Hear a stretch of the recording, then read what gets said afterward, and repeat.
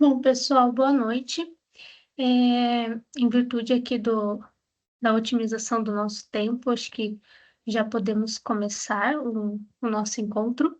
Primeiramente, eu quero agradecer a presença da professora Fernanda, que se disponibilizou a estar com a gente aqui hoje. A Juliane, que é a coordenadora do NEPGold, infelizmente não pode estar aqui com a gente hoje, mas ela pediu até para que agradecesse muito a sua disponibilidade. Ela tem muita gratidão, né, pelo período que ela teve aula com você, ela aprendeu muito.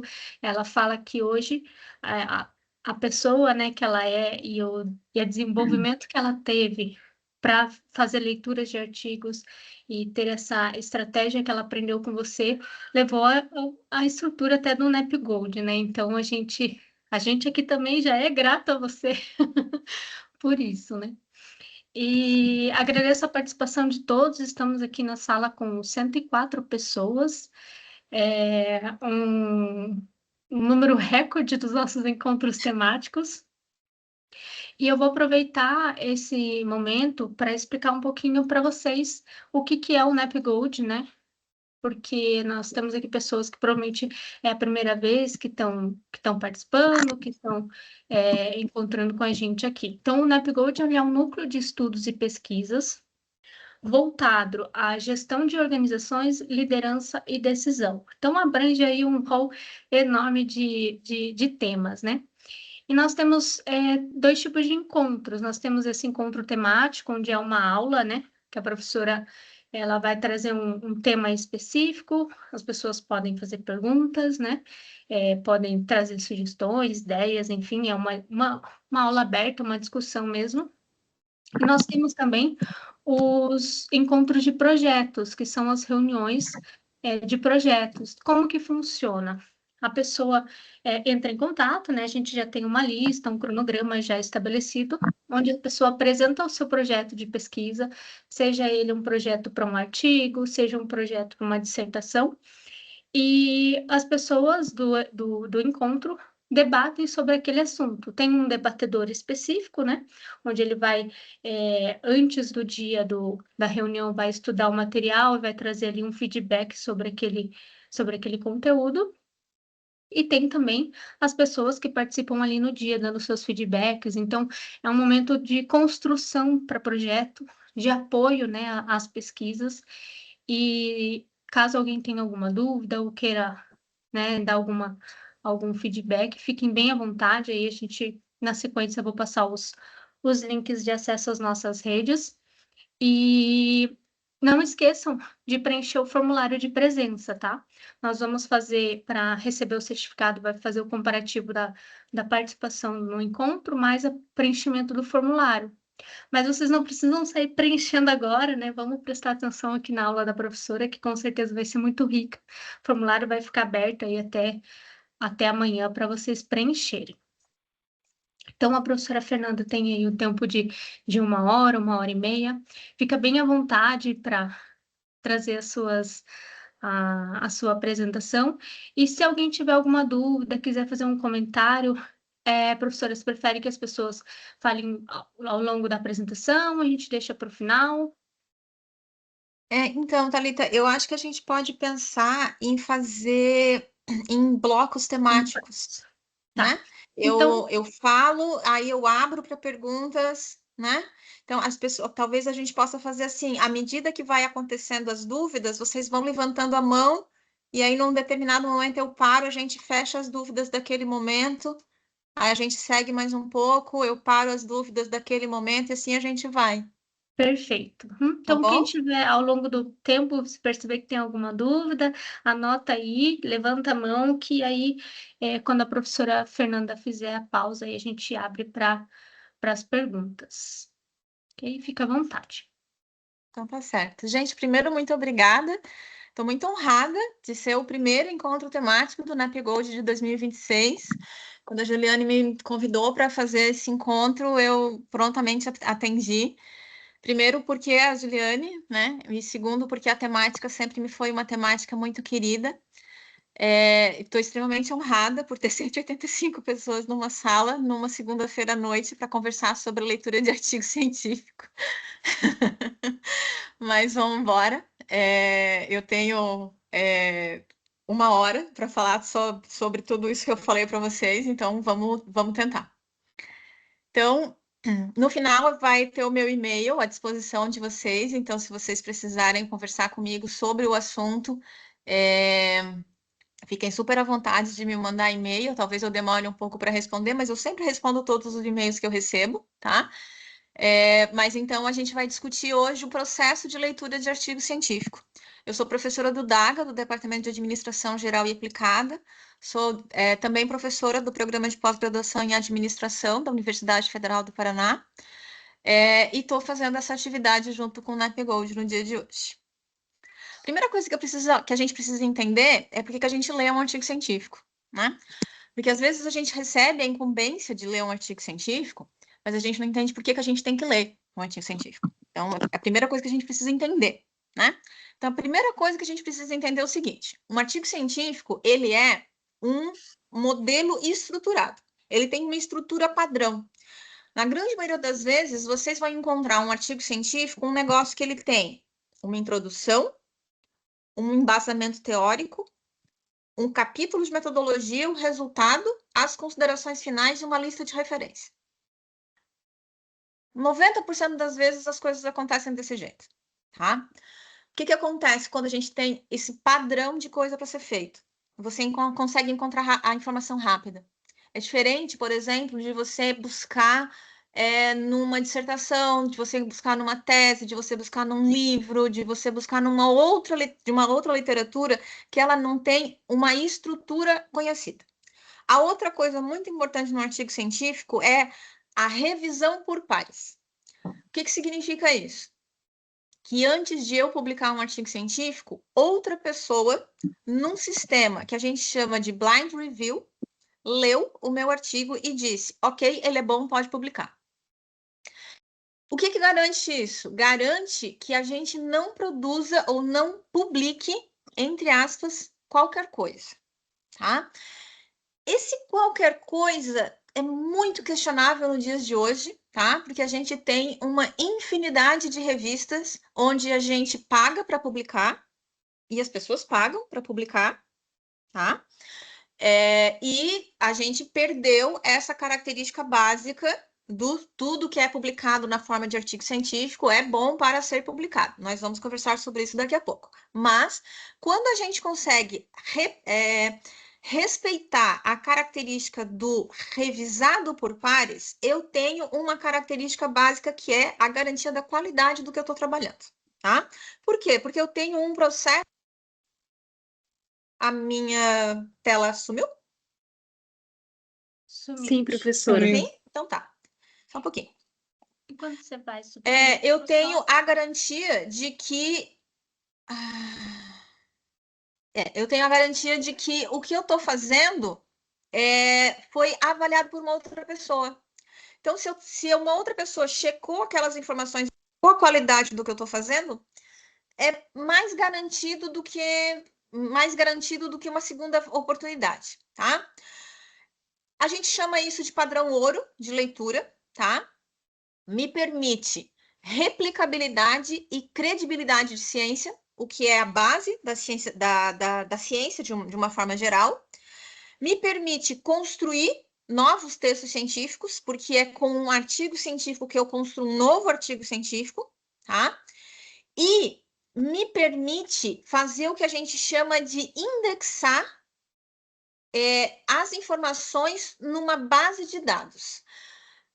A gente não acha artigo, a gente vai conversar sobre isso também daqui a pouco, a gente não acha artigo em qualquer lugar no mundo, a gente acha artigo científico em bases de dados, né? Essas bases de dados geralmente são bases de dados públicas ou restritas, como a Scopus, como a Web of Science, como a Cielo, e para a gente conseguir chegar nessas bases de dados, eu preciso ter um artigo de qualidade, um artigo com um padrão de escrita e um padrão de resultado positivo. Qual que é o padrão básico de quando vocês encontram um artigo científico? Basicamente, um artigo científico ele vai ter um título, um resumo, palavras-chave, uma introdução, uma fundamentação teórica, que pode ter outros nomes, mas basicamente um capítulo que vai ter a base teórica do que vocês estão discutindo, métodos, materiais e métodos, procedimentos metodológicos, o nome vai variar, mas basicamente o passo a passo do que foi feito no artigo, resultados, que pode estar junto com discussão ou não, mas resultados e discussão, conclusão ou considerações finais, vai variar também o nome, e referências. Essa é a base básica de um artigo, tá? Temos variações? Temos.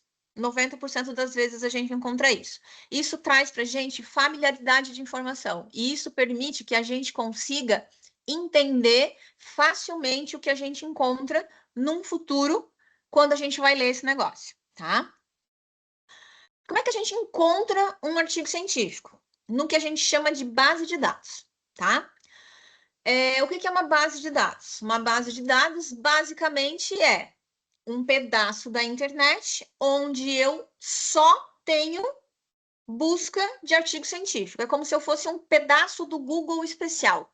Não é o Google, não é o Google acadêmico, é um pedacinho do Google especial, uma página do Google especial, que a gente chama de portal de periódicos, de SPEL, de Cielo. Aí dentro do portal de periódicos a gente pode entrar na Scopus, na Web of Science, na EBSCO, que aí ali a gente vai encontrar só artigo científico.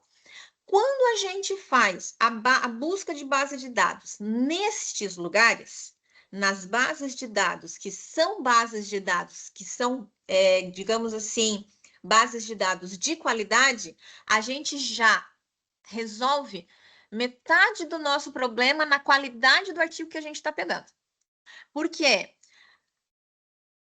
Revistas que a gente chama de não sugeridas de publicação, ou revistas que a gente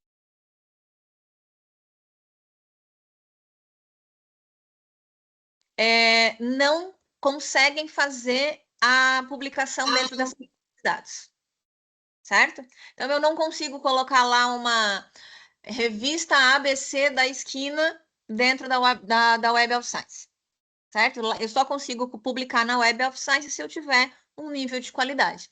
Então, se eu conseguir um artigo por meio da base de dados da Web of Science, esse artigo é um artigo de qualidade, tá? Como que eu encontro isso? Por meio de palavras-chave. Essas palavras-chave, que pode ser, por exemplo, gestão de operações e empreendedorismo. Então, eu tenho duas palavras-chave.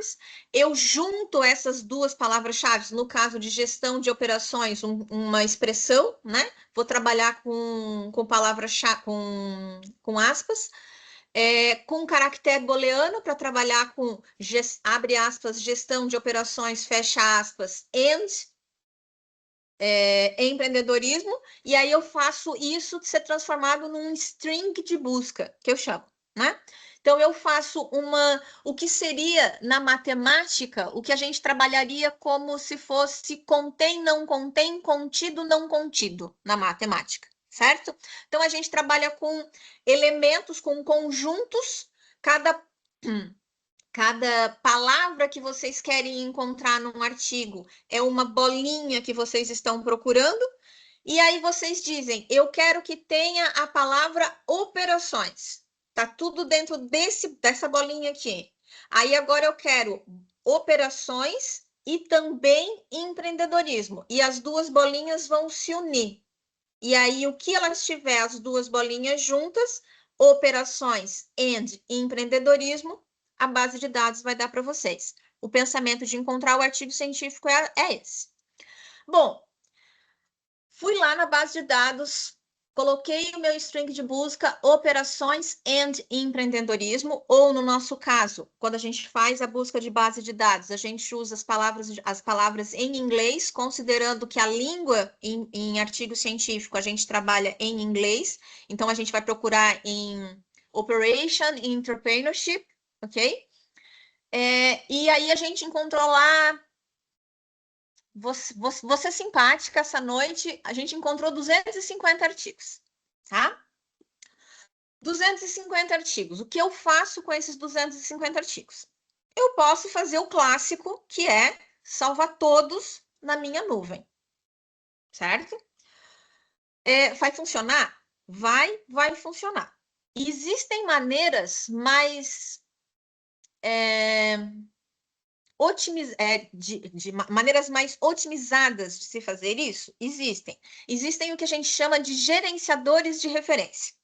Gerenciadores de referência nada mais são do que softwares, ou na realidade, aplicativos que você baixa dentro do seu computador, para que você instala no seu computador ou que você usa na internet, tá? Para que você consiga organizar os documentos no seu computador. Então, você consegue, ao invés de deixar eles todos, entre aspas, espalhados no seu Drive, você abre um software e coloca todos os seus PDFs dentro daquele lugar. Serve para quê? Para você se organizar, para você arquivar o material, serve para você fazer um fichamento num futuro, serve para você elaborar referência num futuro. Como é que a gente usa? A gente baixa esse software pela página do sistema. A gente tem aqui, aqui tem no slide, tem esse aqui é o símbolo do Zotero, esse Z é de Zotero, esse EN é de EndNote, e esse aqui é o símbolo do Mendeley. São os 3 mais conhecidos gerenciadores de referências que a gente tem, tá? A página que eu vou mostrar para vocês é a página do Zotero, porque eu uso o Zotero, tá? Mas basicamente é isso. Ele é gratuito na sua maioria das vezes. Na realidade, ele existe um limite de tamanho que você pode usar, mais ou menos na ideia do Google Drive, tá? Então, se você usa até 15 gigas do Google Drive, ele é de graça para você. Se você usa 200 gigas no Google Drive, você tem que pagar, né? Mais ou menos nessa mesma ideia funciona também um gerenciador de referência. E o gerenciador de referência é dessa carinha aqui, ó, certo? Isso aqui é o meu Zotero, tá? Aqui do lado tem várias pastinhas, ó. Eu me organizo em várias pastinhas. Cada uma das minhas pastinhas, eu clico e eu tenho vários artigos aqui dentro, certo? E aqui, ó, quando eu tenho o símbolo do PDF mais forte, significa que esse PDF está salvo na minha nuvem. Então, se eu clicar 2 vezes, aqui não vai funcionar porque isso aqui é uma imagem, mas se eu clicar 2 vezes no meu computador, o arquivo vai abrir e vai vir o PDF para mim. Mas eu não preciso ter isso no meu computador. Isso fica numa nuvem para mim, certo? Mas não fica numa nuvem no Drive, fica numa nuvem no Zotero, tá? Por que o Zotero, o Mendeley, o EndNote, não interessa o que vocês usam, ele é tão bom, tá? Para quem está fazendo mestrado, para quem está fazendo doutorado, ou para quem quer pensar em fazer um negócio desse um dia, por que ele é bom? Porque quando a gente está escrevendo, a gente baixa o que a gente chama de plugin no Word ou no que vocês usarem para escrever. Quem usa LibreOffice, por exemplo, também existe a possibilidade de trabalhar com LibreOffice. A gente baixa um plugin do Zotero no Word, que é o meu caso, tá? Aqui, ó, vocês estão vendo que tem um Zotero aqui no cantinho, tá? E aí ele abre essa janelinha aqui, ó, certo? E aí, quando você está escrevendo a sua dissertação, a sua tese, aí você escreve lá, a gestão de operações é relevante para a competitividade da empresa. Puxa, quem foi que falou isso? Ah, eu lembro, falou isso o Carvalho. Aí você vem aqui, clica no Zotero, clica no Add Citation, ele abre isso daqui, abre essa caixinha vermelha aqui, você escreve Carvalho e ele vai abrir todas as referências que tem no teu Zotero que tem o sobrenome Carvalho.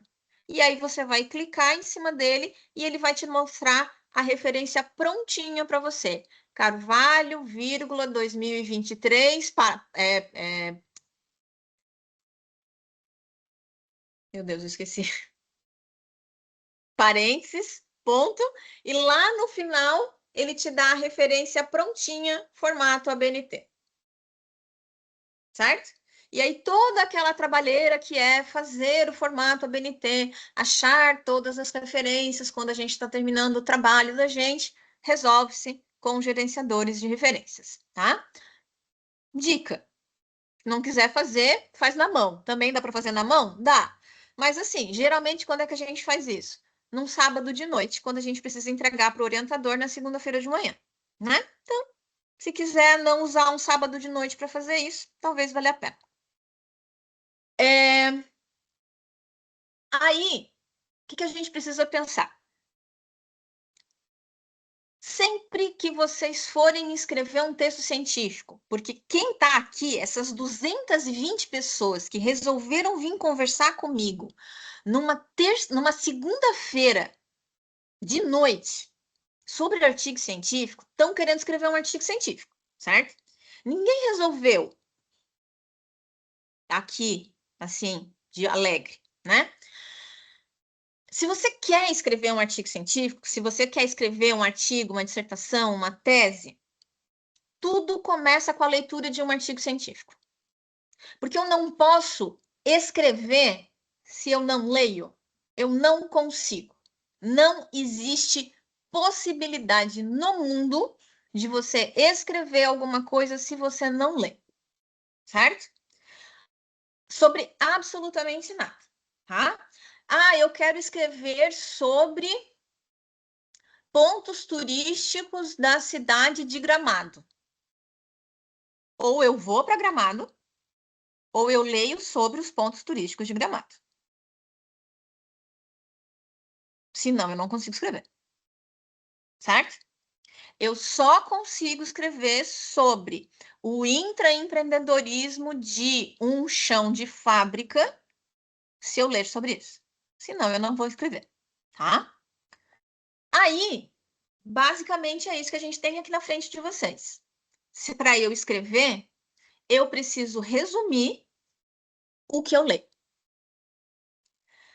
Parece básico, mas é o básico que a gente esquece, tá?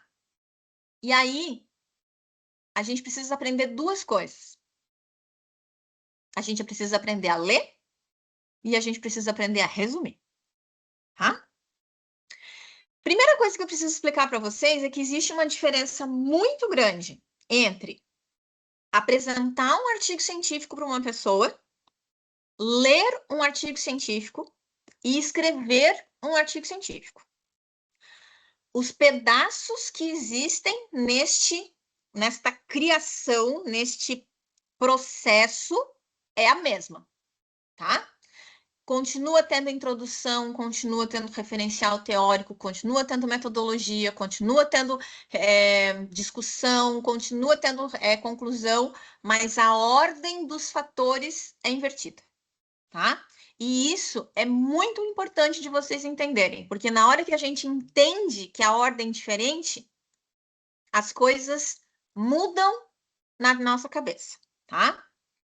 Como eu falei para vocês, quando a gente apresenta um artigo científico para um leitor, a ordem é essa daqui: um título, um resumo, uma palavra-chave, uma introdução, um referencial teórico, uma metodologia, um resultado, uma consideração e uma referência, tá? Quando a gente vai ler um artigo científico, a ordem de leitura é diferente, tá? O que eu faço? Eu primeiro leio título, resumo e palavra-chave. Nesse momento, eu preciso fazer um momento da minha vida e eu preciso fazer um momento da minha vida onde eu digo o seguinte: esse artigo é interessante? Se sim, eu continuo no fluxograma, se não, eu tenho que descartar. E o processo de descarte, muitas vezes, ele é um processo dolorido. Porque vocês fizeram uma busca na Web of Science, uma busca na Scopus, uma busca não sei aonde que vocês buscaram. Vocês buscaram 3.852 artigos científicos. E vocês não querem se desfazer de nenhum deles. Não pode. Vocês têm que se desfazer. Porque não são os 3.852 que interessam a vocês. São só alguns deles. Então, esse processo do interessante sim ou não precisa ser feito, tá? Uma vez que vocês escolheram alguma coisa que é interessante, o processo da leitura não é uma leitura linear.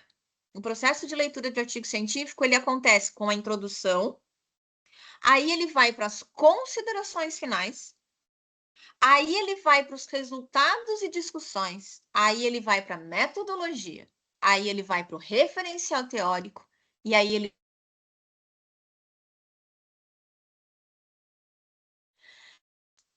Tudo bem até aqui? Já vou fazer uma pausa daqui a pouco, porque eu sei que vocês começaram a enlouquecer. Aí eu tenho a ordem para escrever. A ordem para escrever é exatamente o inverso da ordem para ler. Para eu escrever, eu vou definir o meu problema, aí eu vou achar a referência, aí eu faço referencial teórico, aí eu faço uma introdução, uma metodologia, resultados, considerações finais, título, resumo e palavra-chave. A ordem do pensamento é diferente. Percebam que as caixinhas que eu mostrei para vocês, elas continuam exatamente as mesmas, tá? Yasmin, eu preciso que você pare de ter controle da minha apresentação.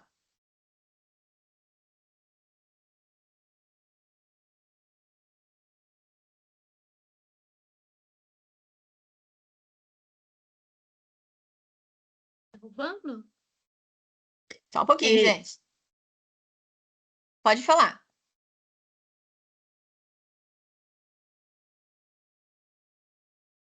Pessoal, vamos só pedir a colaboração para... A gente está com bastante gente aqui na sala, só para ter o cuidado aqui com os microfones, câmeras e também para a gente não derrubar a professora, né? Puxa vida.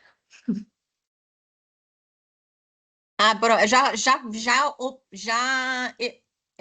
omiti essa possibilidade aqui. Ah, então beleza.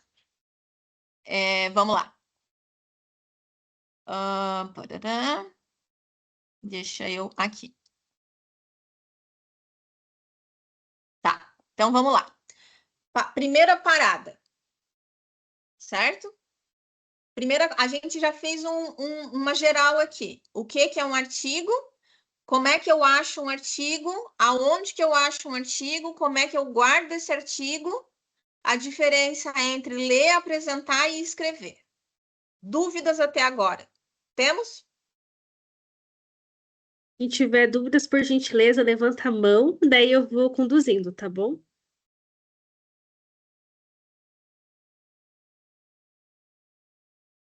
Thalita, por favor.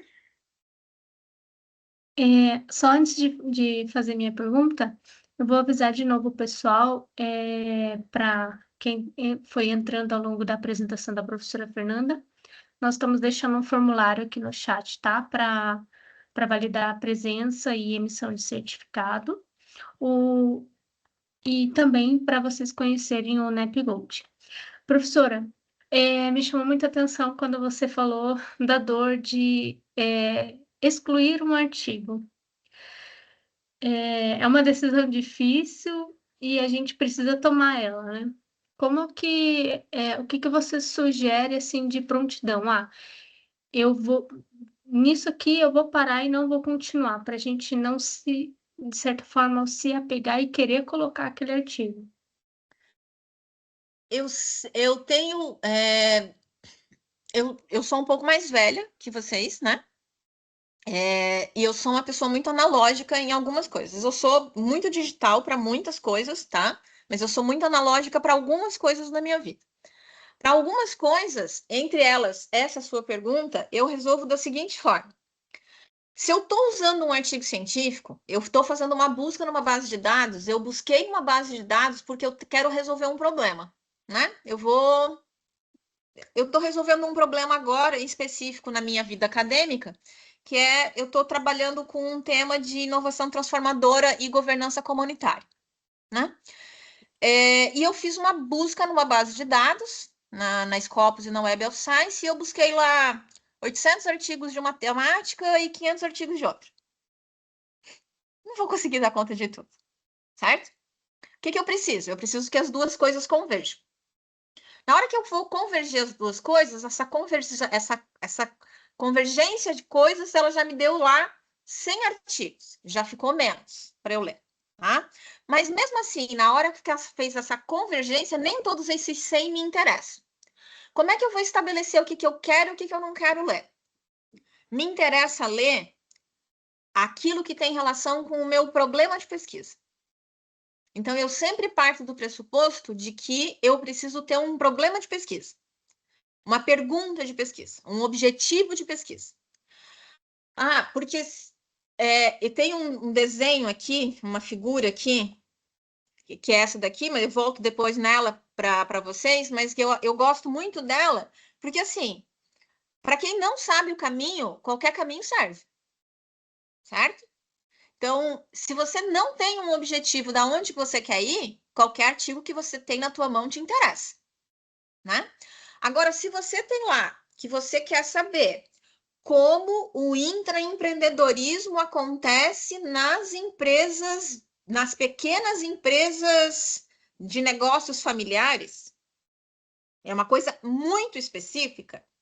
Você quer resolver esse problema e você vai ficar lendo as informações dos artigos, daquele pool de artigos que você tem, e você vai ficar lendo o quê? Resumo, título, palavra-chave, para ver se aquele título, aquele começo do artigo que você escolheu encaixa com aquela informação que você está procurando.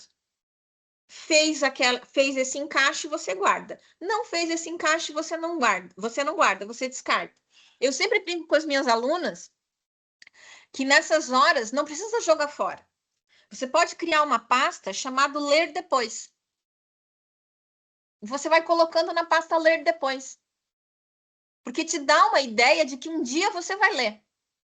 Você não vai ler, mas você tem uma ideia de que um dia você vai ler. Tá?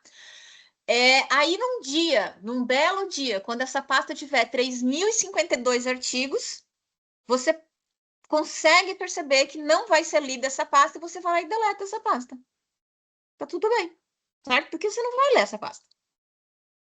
Mas é assim, como é que você faz? Você faz uma busca por palavras-chave dentro da base de dados. A base de dados, ela é boa, mas ela não é inteligente. Ela é uma base de dados, ela é uma base de dados burra na hora da busca de palavras-chave.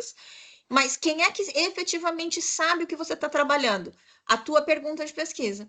Então, aqui tem muito mais informação do que aqui. Então, você precisa fazer esse match aqui. Na hora que você faz esse match, tem muita informação aqui que ela vai ser descartada, certo? E aí, esses 200 artigos, 100 artigos que você encontra, sobram 38 para você ler. Aí, desses 38, todos esses 38 você lê. Aí faz sentido o que você está fazendo, tá? Te respondi? Sim, com certeza. Obrigada. Nada. Vou passar a vez para a Ana Júlia. Oi, boa noite. Boa noite. Professora, você vai disponibilizar a apresentação? Que eu não consegui sim. copiar tudo ali, não deu tempo. Vou sim. Na realidade, eu já entreguei para a Juliane e eu já falei para ela que ela pode mandar para vocês assim que ela quiser. Então tá bem. Obrigada. A aula também vai ficar gravada, tá, pessoal? E daí depois a gente vai colocar no YouTube. Então, todo mundo ter acesso. Tem Mais também, alguma dúvida? Tá. tem perguntas no chat, então vamos lá. Então vamos lá.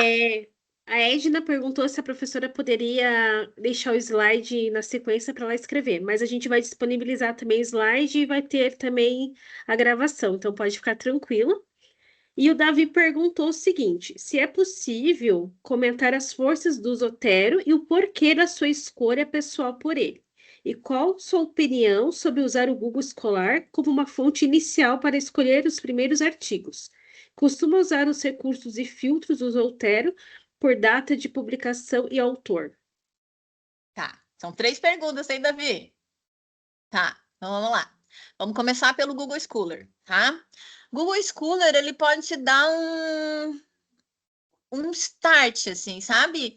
Do tipo, nossa, será que o que eu estou procurando serve para alguma coisa? Será que o que eu estou procurando existe no mundo? Tá?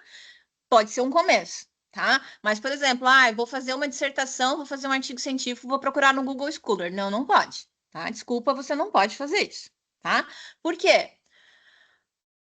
Porque você não vai pegar a totalidade de informação que existe no mundo, tá?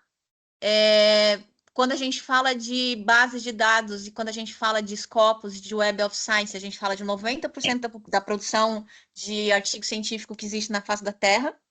Então, e o Google não consegue chegar nem aos pés da Web of Science e da Scopus, tá?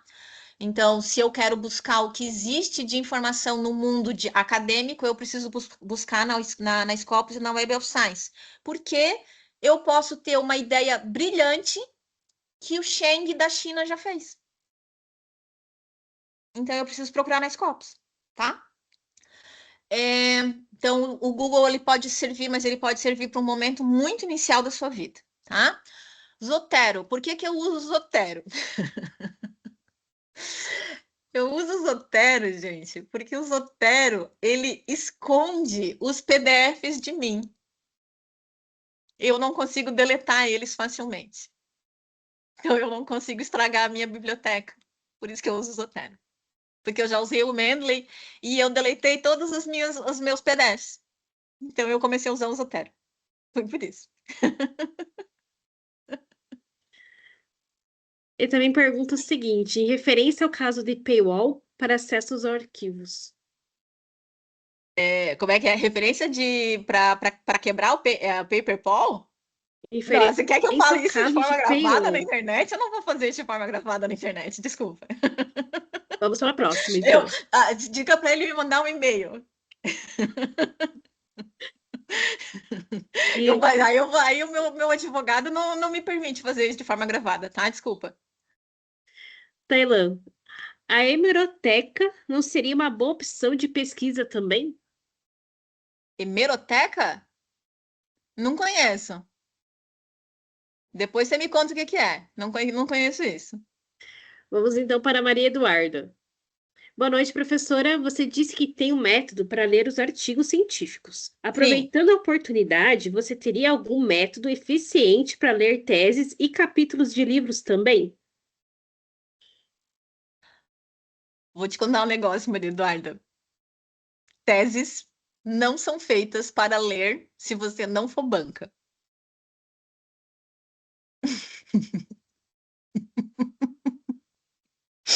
Você pega a tese, joga o nome do autor na base de dados e procura o artigo científico proveniente da tese. E lê o artigo científico que a pessoa escreveu proveniente da tese dela. Tá? Por quê? Porque está no padrão ouro, está no esquema, está na estrutura e foi revisado por pares. E você vai gastar muito menos tempo da sua vida lendo 17 páginas do que 478. E livro, muito bacana ler livro, mas livro é um negócio que foi feito em 2000 e foi revisado e revisado e revisado e revisado, e aí revisaram o ano passado e colocaram na 12ª edição e publicaram de novo com informação velha de 2000. A informação velha não serve. Tá? Próximo, José. Qual é a base de um fichamento? Mas vou contar o final da minha aula agora, eu não vou fazer isso, não. Próximos capítulos. O Thomas respondeu sobre o hemeroteca, depende do tipo de artigo. Caso seja de fontes históricas, é uma excelente opção. É a Biblioteca Nacional do país. E eu continuo sem saber, e depois eu quero que você me mande um e-mail para você me contar essa informação, que eu não estou entendendo o que é esse negócio. Mais uma pergunta aqui do Tiago. Diante do novo modelo de avaliação da CAPES, que considera a qualidade dos artigos na classificação das revistas, hoje já existe alguma forma para verificar a qualidade do artigo realizada pelo CAPES? Eu não entendi a pergunta.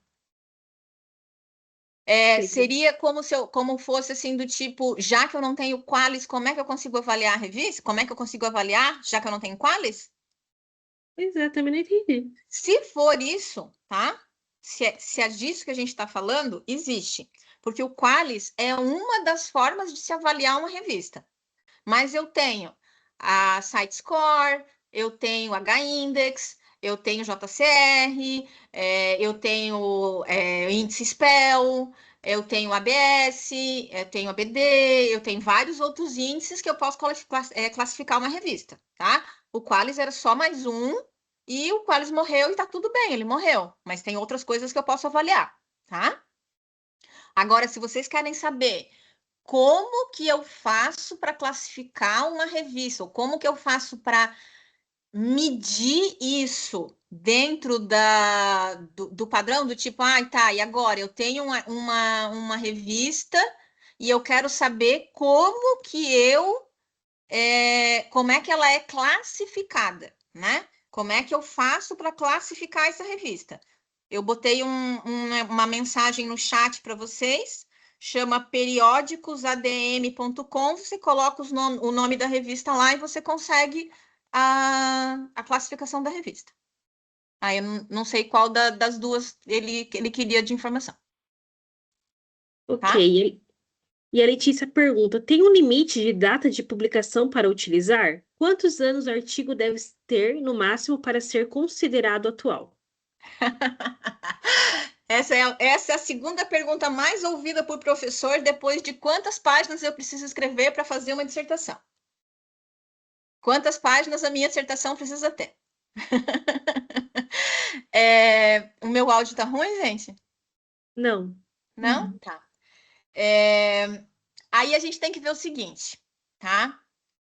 Existem dois tipos de artigos, a gente classifica três, na realidade. A gente tem três grandes grupos de artigos quando a gente escreve um trabalho, tá? A gente tem um grupo de artigos que a gente chama de seminais, a gente tem um grupo de artigos que a gente chama de o grande grupo de base a base da tua construção do teu trabalho, e a gente tem o que a gente chama de fronteira de conhecimento, tá? Quando a gente fala de seminal, a gente está falando de artigo, com o perdão da palavra, velho, tá? Por que ele é velho? Porque ele foi o que deu o start da teoria. Então, eu estou falando de, sei lá, eu sempre uso a mesma informação porque eu sei a data de publicação da referência, tá? Eu estou falando de capacidade dinâmica do Tisse. Vai ter um artigo de 91 na minha dissertação, na minha tese, no meu artigo, porque Tisse é de 91. E Tisse é o seminal de capacidade dinâmica. Não tem o que eu faço, não tem o que fazer. Não tem como eu falar de capacidade dinâmica e não falar de Tisse, certo? Se eu escrever capacidade dinâmica e não falar de Tisse, tenho algum problema no meu trabalho. Eu preciso falar, ele é um seminal, tá? Só que eu não posso fazer um trabalho baseado em artigos escritos em 91. Porque tudo que aconteceu em 91 não existe mais no mundo. É o meu áudio. O André tá falando que o meu áudio tá baixo. Não, para mim Aqui tá não normal. tá. Não. Para mim também está normal. Não dá para a gente se basear em referências antigas, em 100% de referências antigas quando eu estou construindo um trabalho, certo? Então, eu preciso ter referências antigas, que a gente chama de seminais, eu preciso ter referências de meio de caminho, que são a base da minha construção, e eu tenho que ter o que a gente chama de fronteira de conhecimento. Fronteira de conhecimento, a gente estabelece alguma coisa perto de 5, às vezes a gente estabelece coisas de 2 anos para cá, tá? 5, geralmente a gente trabalha quando a gente está trabalhando, por exemplo, num mestrado, tá? Mas na grande maioria das vezes a gente trabalha assim, 3, 2 anos. Você está fazendo um mestrado hoje, 2026, você vai escrever coisas com referências de fronteira de conhecimento, com fronteira de conhecimento de material de 24. Por quê? Porque você vai terminar a sua dissertação em 28. E a sua fronteira de conhecimento vai ter 4 anos já. 24. Certo? Então, você começa com 2 anos para terminar com 4. Porque aí você vai mais um para publicar e termina com 5. Então, você começa com 2 para chegar no 5 na hora da publicação. Porque se você começar com 5 hoje, na hora da publicação você vai ter 10 e o revisor vai dizer que a tua publicação está velha.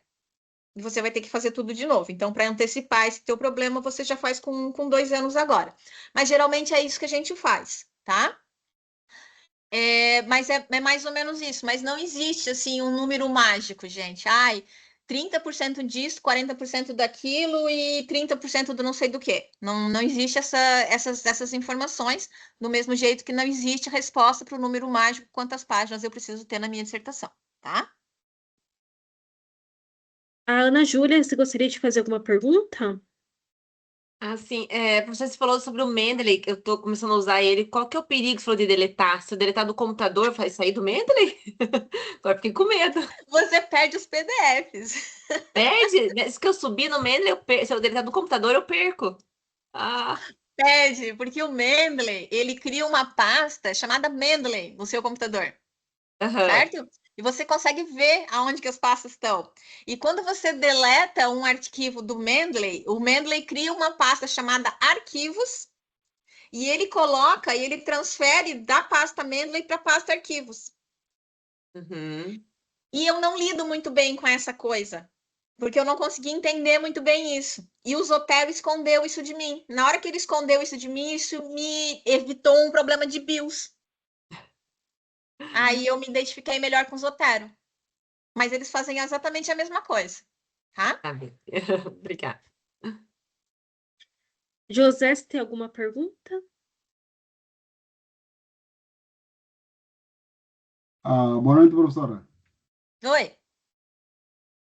Professora, agora quando falava da questão do limite de tempo de um artigo para ele ser usado 4, 5 anos, ah, eu tive esse questionamento durante a minha defesa de mestrado, já passam 15 dias, que eu usei alguns artigos que já fazem 20 anos aí, e a banca ficou em cima de mim falando que os artigos que eu usei estavam desatualizados.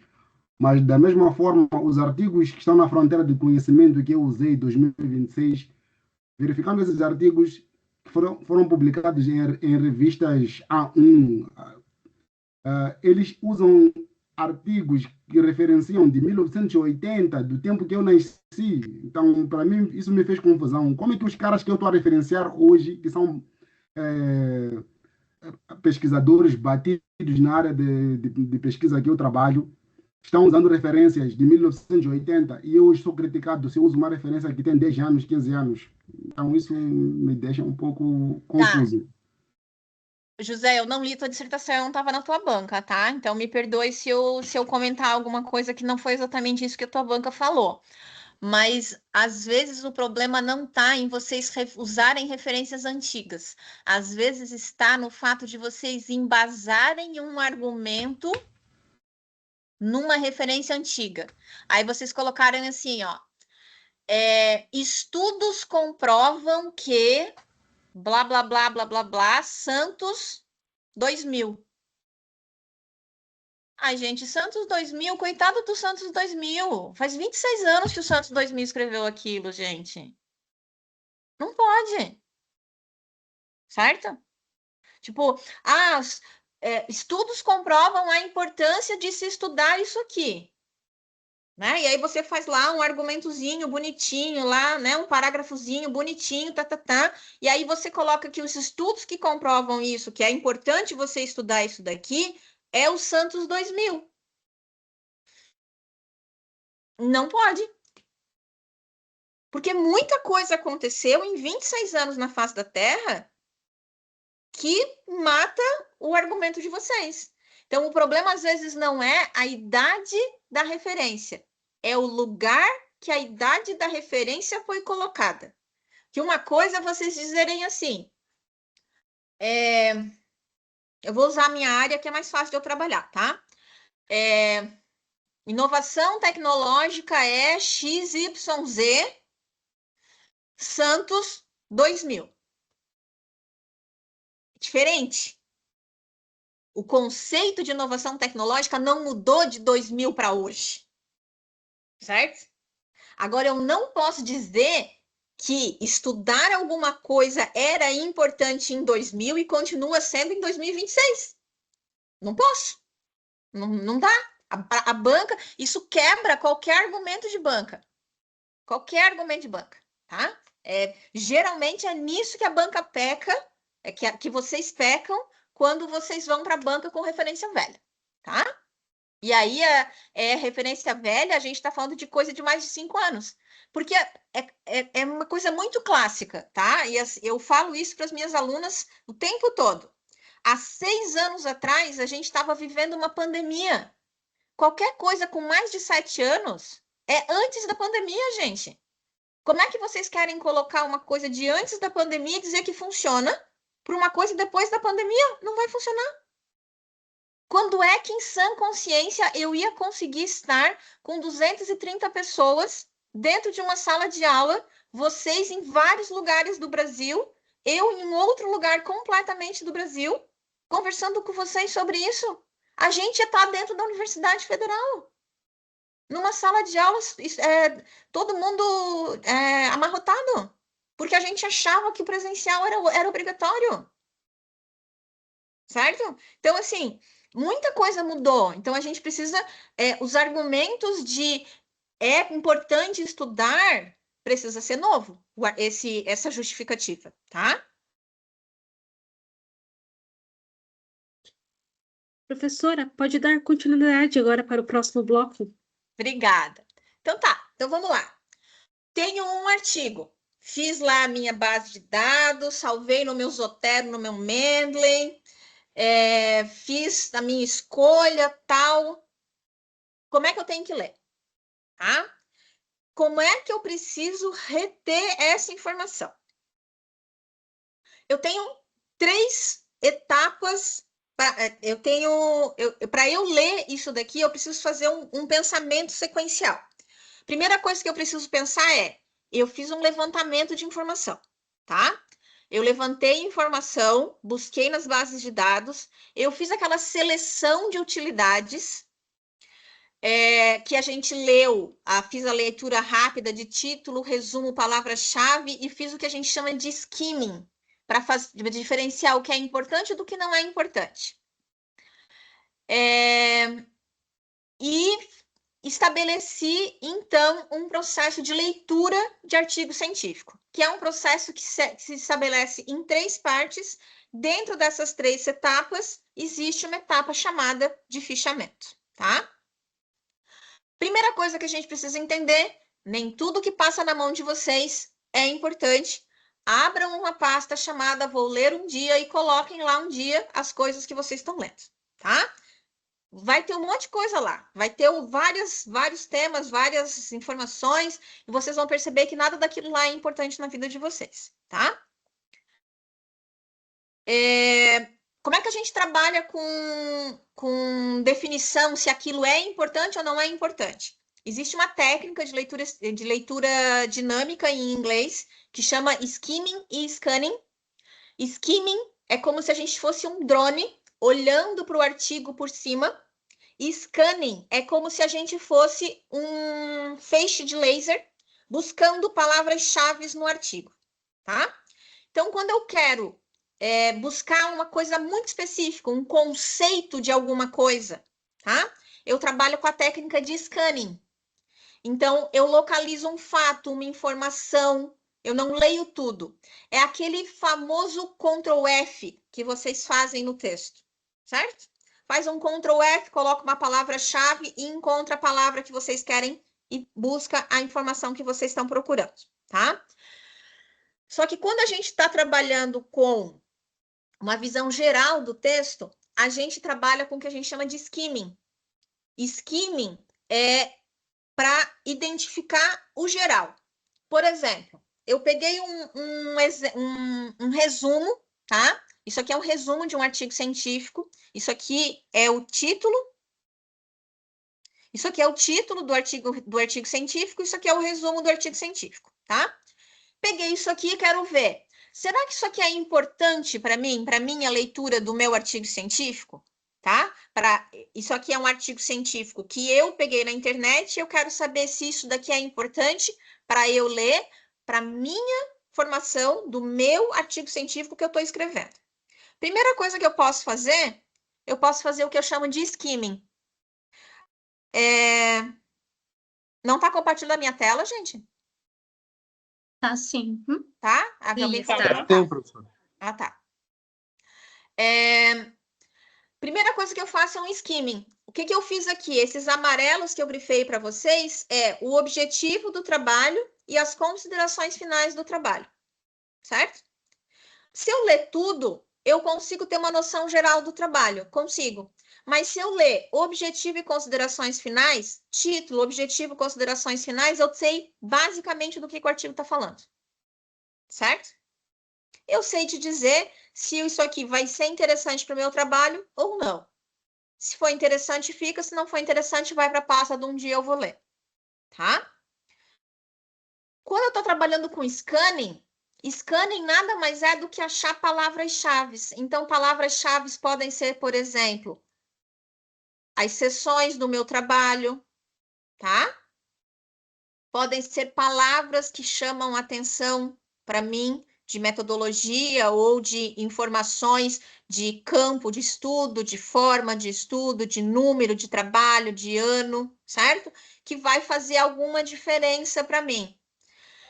O que vocês precisam fazer é que vocês precisam fazer scanning e skimming em cores diferentes para vocês saberem quando vocês batem o olho o que vocês estão vendo.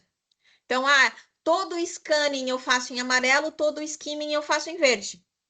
Porque aí vocês enxergam um grande pintado em verde e o cérebro automaticamente vai e enxerga que aquele negócio é o skimming de vocês, tá? Mas, basicamente, para vocês identificarem se alguma coisa vale a pena ser lido, o que a gente faz é o skimming, tá? Então, a gente tem aqui, ó, título, resumo, a palavra-chave. A gente faz a técnica do skimming aqui e a gente define se alguma coisa é interessante ou não. Se alguma coisa é interessante, ela vem para esse processo aqui. Se ela não for interessante, vai para o descarte ou vai para a pilha do um dia eu vou ler. E aí a gente vai ler a introdução, as considerações finais, os resultados, a metodologia, o referencial teórico, as referências. Professora, como é que eu vou ler um negócio que não está na ordem? Então, isso aqui não é Gabriel Garcia Marques. Isso aqui é um artigo científico. A maneira de você escrever é diferente. Então, a maneira de você ler também tem que ser diferente, tá? Por que a gente faz isso aqui? Porque na hora que a gente faz isso aqui, a gente consegue uma sequência lógica de pensamento. Primeira coisa que eu faço é, eu leio a introdução, eu sei o que o cara está falando. De uma forma ampla, eu descubro o que o cara está fazendo. Aí, eu vou para as referências, para as considerações finais. Não, desculpa, eu vou, na introdução ainda, eu consigo me aprofundar no tema da investigação. Certo? Aí, eu vou para as considerações finais. E aí, eu descubro se aquilo que ele se propôs na introdução, ele cumpriu nas considerações finais. Porque, às vezes, o cara se propõe a fazer um negócio na introdução e ele não cumpre nas considerações finais. Esse artigo, por mais que o resumo dele seja maravilhoso, por mais que o título dele seja perfeito, ele vai para a pasta do vou ler um dia. Ele não merece ser lido. Porque a regra básica de aquilo que eu me propus a fazer na introdução, eu cumpri nas referências, nas conclusões, ele não fez. Ah, mas ele foi publicado. Ah, mas pois é, lembra que eu falei para vocês que nem tudo que a gente publica a gente tem qualidade? Tá aí um artigo que foi publicado que não tem qualidade, tá? Aí, li as duas coisas, bateu, vai para os resultados, se aprofunda nos resultados. Se aprofundou nos resultados, se aprofunda na metodologia. Se aprofundou na metodologia, se aprofunda no referencial teórico, busca outras referências para fazer uma bola de neve, para buscar outros artigos para você estudar sobre o assunto. Parece maluco, mas quando eu terminar, vocês vão perceber que vai dar certo. Aí vamos lá. Por que a gente lê? A gente lê, primeiro, para conhecer o que é seminal, tá? O que é um artigo seminal? Todo mundo fala, né? Ah, porque isso aqui é seminal, isso aqui é seminal. O que é um artigo seminal? Um artigo seminal é um artigo muito reconhecido, é um artigo muito citado, é um artigo que define o campo do que a gente está estudando. Então, quando vocês estudam alguma coisa, e sempre que vocês estudam alguma coisa, vocês citam determinado autor, aquele autor é seminal para vocês, tá? Serve também para a gente conhecer o tema de pesquisa, aquilo que já foi pesquisado antes, porque se já foi pesquisado, gente, não vale a pena pesquisar de novo, nem deveria ter sido pesquisado de novo, tá? Serve para vocês obterem informação, vocês sistematizarem pensamento, vocês enriquecerem vocabulário, serve para vocês identificarem lacuna do trabalho de vocês, serve para vocês buscarem conhecimento e vocês conseguirem escrever e argumentar, porque vocês só conseguem escrever e argumentar quando vocês leem, porque é como se vocês tivessem vocabulário de leitura, o que vocês estão fazendo, tá? Então, é para isso que a gente lê. A gente lê para a gente ter repertório de escrita. Porque se a gente não lê, a gente não tem repertório de escrita, tá? E quando a gente não lê, sabe quando a gente vai para a reunião da orientação e a gente quer estudar um negócio, a gente sabe que aquilo é importante, mas a gente não consegue justificar para o professor por que aquilo é importante? Porque aquilo está no empírico da nossa cabeça, certo? Só que o professor, ele precisa do teórico. Então, você precisa comprovar para o professor, não por A mais B, mas por Santos e Silva, que o teu tema é relevante.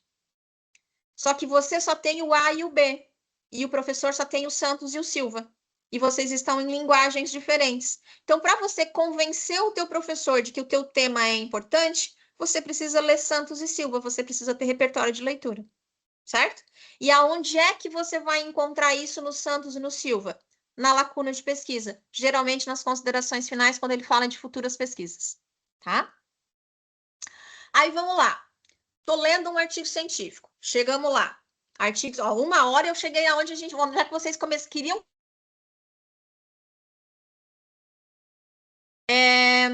A gente tem 3 etapas para leitura. Primeira coisa que eu preciso identificar o que eu estou lendo. Parece bobo, mas eu preciso identificar a unidade de leitura, os elementos do meu texto. Segunda etapa, eu preciso compreender o que eu estou lendo. E terceiro, eu preciso interpretar o que eu estou lendo, tá? Essa daqui é a parte mais importante na questão de operacionalização. Mas essa daqui é o resultado do processo do que vocês querem, tá? Só que se vocês não conseguem chegar na etapa de interpretação e problematização de conteúdo se vocês não compreenderem texto, tá? Então, vamos lá. Primeira coisa que eu preciso delimitar a unidade de leitura. O que eu estou lendo? O título, o texto, a revista, o ano, se é seminal, se não é seminal, se é fronteira do conhecimento, se é base de conteúdo, se é referência bibliográfica, se não é. O que eu estou lendo? Se é literatura cinzenta, se não é. Certo? Eu preciso ter uma noção do que eu estou fazendo. Se é uma coisa que tem autor, se não tem autor, eu já fico... se é uma referência que veio da Scopus, se não veio da Scopus, se veio do Google Scholar, eu preciso saber o que eu estou lendo. Por quê? Porque isso vai me dar criticidade de saber quanto que eu posso confiar nessa informação, tá? Segunda coisa, eu passo para leitura propriamente dita do material. Eu preciso ler de forma ativa. Eu leio na íntegra, leio, mas eu não leio de forma íntegra, página por página. Eu leio de forma íntegra, direcionada, tá? E leitura ativa é leitura ativa, grifando, ou sendo impresso, não impresso, no computador, no tablet, do jeito que vocês quiserem, da forma que funciona para vocês. Mas eu preciso que ela seja ativa. E quando eu falo de leitura ativa, gente, parece bobo o que eu vou falar, mas é leitura ativa sem distração. É sem celular perto. É sem a página do Instagram aberta na aba do computador. É sem não sei o que. É sem esses detalhezinhos. Porque você está fazendo uma atividade, o seu cérebro está pensando em uma atividade. Certo? O texto, ele já é particularmente hermético. Se ele já é particularmente hermético e você fica colocando distração dentro dele, aí mesmo que você não entende aquele negócio, tá? Mas vamos lá. Você vai ler. Você vai escrever e você vai anotar e você vai parar para descobrir palavras desconhecidas. Se eu não sei o que significa although em inglês, como é que eu vou continuar um texto se eu não sei o que significa although? Eu tenho que parar, eu tenho que ir para o dicionário, eu tenho que descobrir o que significa isso, eu tenho que voltar. Porque isso pode ser direita ou esquerda. Isso pode ser mas ou isso pode ser também. Isso vai fazer toda a diferença do mundo na minha vida, certo? Eu tenho que parar para descobrir. Então, eu tenho que parar. Não tem, depois eu descubro. Você tem que parar, tá? Eu tenho que destacar as ideias principais.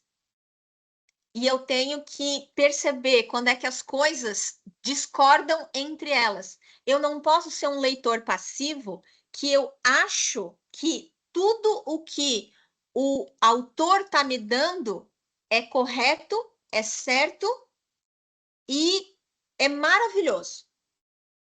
Ele é um autor tanto quanto eu, ele escreve do mesmo jeito que eu, ele comete erros do mesmo jeito que eu. Então, eu leio o texto dele, mas eu leio o texto dele achando defeito no texto dele, tá?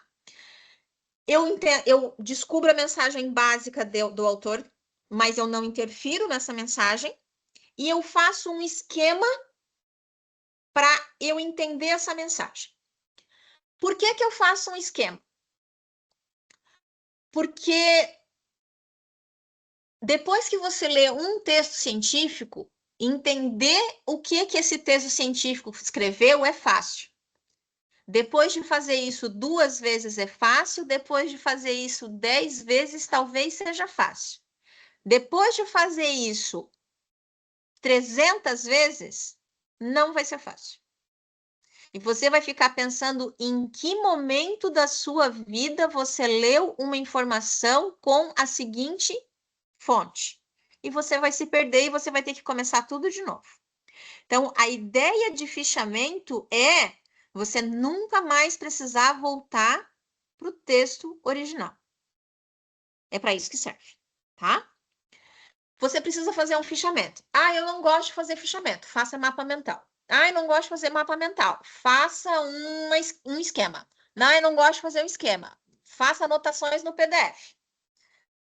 Não gosto de fazer anotações no PDF. Grife um PDF, tá? Mas você precisa fazer algum tipo de controle de informação para reter a informação que você está tendo.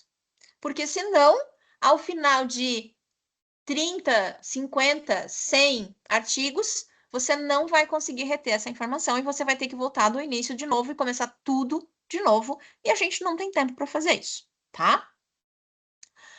A terceira etapa, eu já vou voltar para a segunda etapa, porque a segunda etapa ela é muito importante, tá? A terceira etapa, ela é uma etapa onde eu vou interpretar o autor. Para eu interpretar o autor, o que eu vou fazer? Eu vou começar a questionar do tipo, o que esse autor faz? O que ele deixou de fazer? Até onde que essa pessoa foi? Até onde que aquela pessoa foi? Quais são as ideias que essa pessoa teve? Quais são as ideias que aquela pessoa teve? Mas perceba que para fazer diálogo com o autor, eu preciso ter mais de um autor sendo questionado. Porque o que eu estou fazendo aqui é construindo o meu texto com base em várias leituras que uma pessoa que eu fiz ao longo do meu processo. Então, na realidade, a etapa 3 ela só é possível se eu fiz a etapa 2. Porque a etapa 2 nada mais é do que construir vários tijolinhos do meu processo, certo?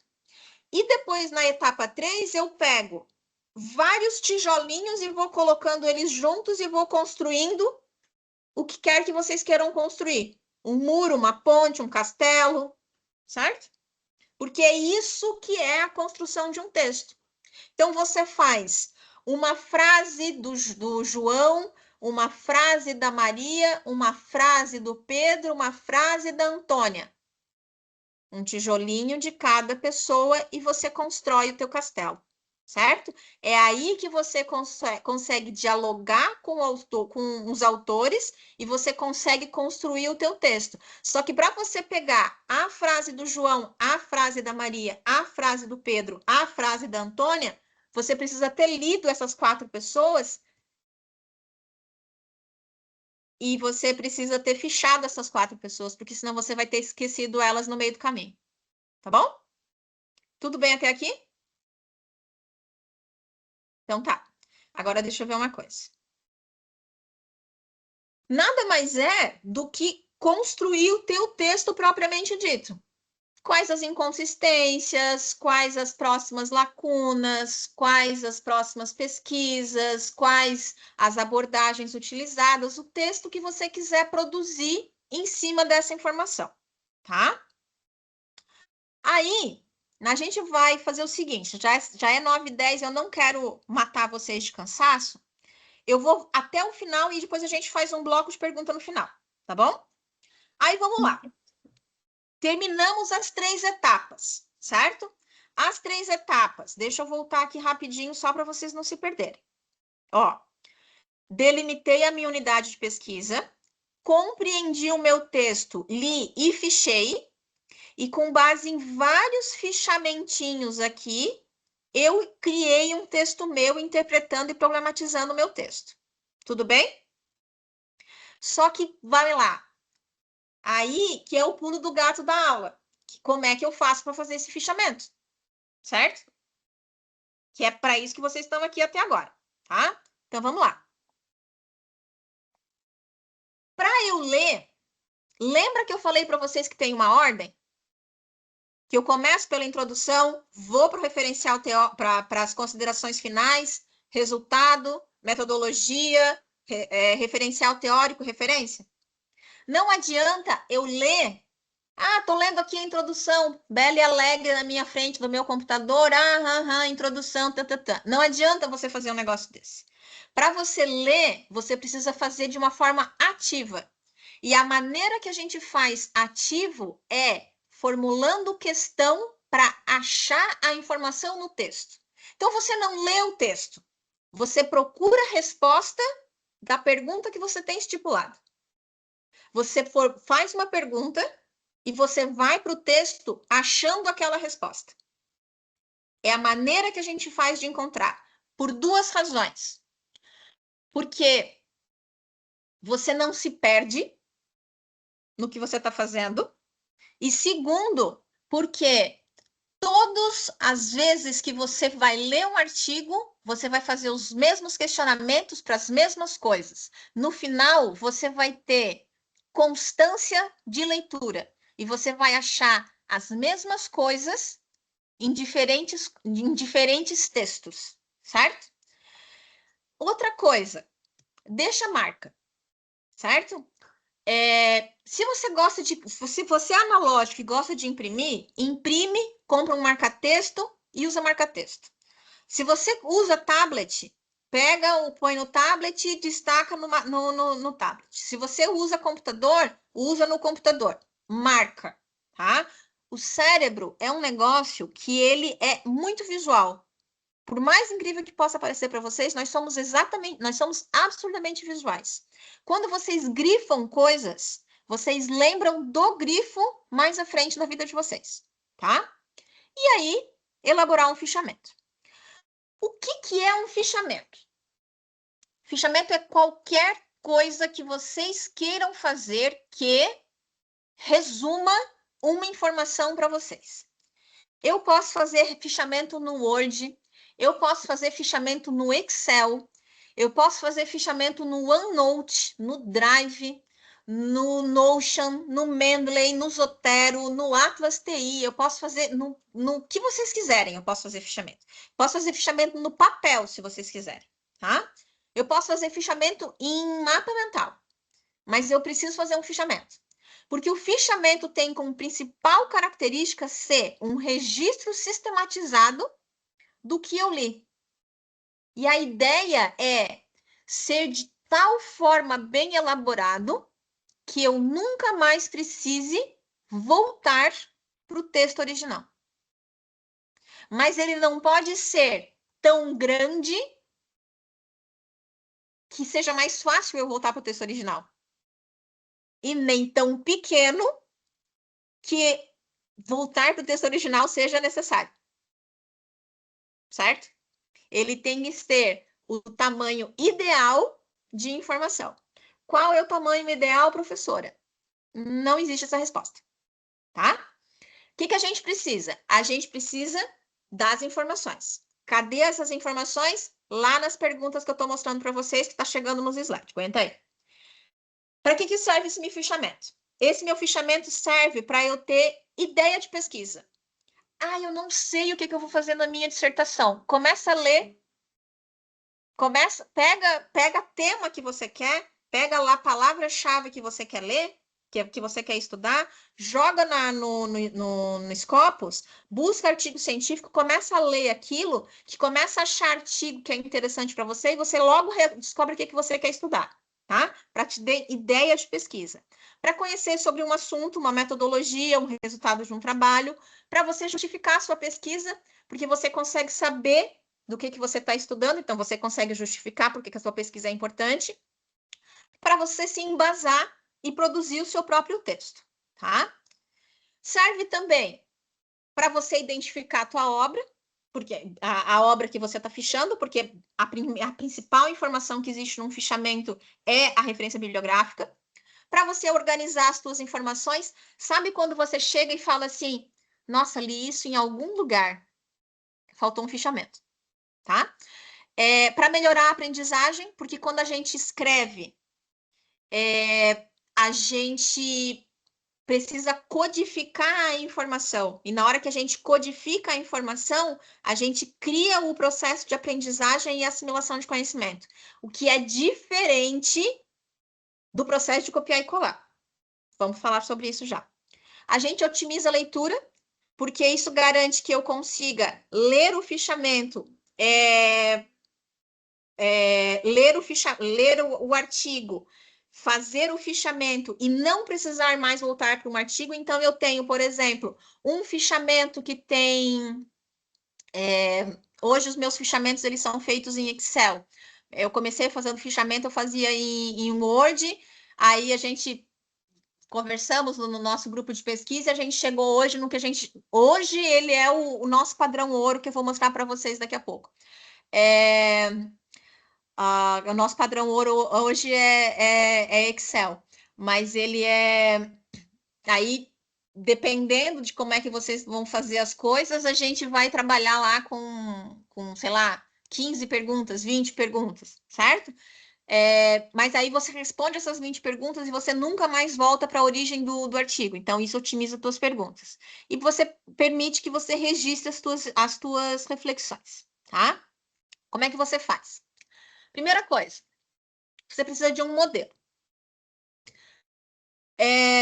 Existe um modelo perfeito? Não, não existe um modelo perfeito. Existe um modelo que funciona para você, tá? Do mesmo jeito que existe gente que faz fichamento no Word, tem gente que faz fichamento no Excel, e tem gente que faz fichamento em mapa mental, Tem gente que usa 5 perguntas, tem gente que usa 10 perguntas, tem gente que usa 25 perguntas, tá?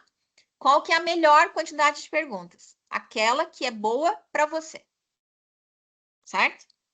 Quando eu faço fichamento com as minhas alunas, elas usam a maior quantidade possível de perguntas. Por quê? Porque as minhas alunas, elas estão aprendendo a fazer fichamento. Faz parte do processo de aprendizado delas, elas fazerem fichamento. Então, elas fazem no modelo expandido, certo? Não precisa fazer isso.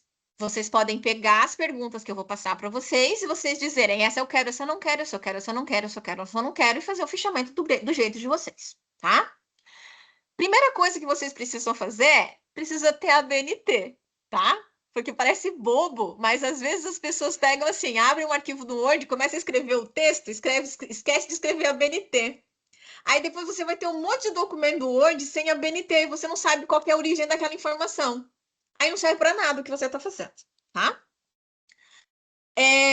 Preferencialmente sem copiar texto, tá? Porque quando você copia, você não tem assimilação de conteúdo, tá?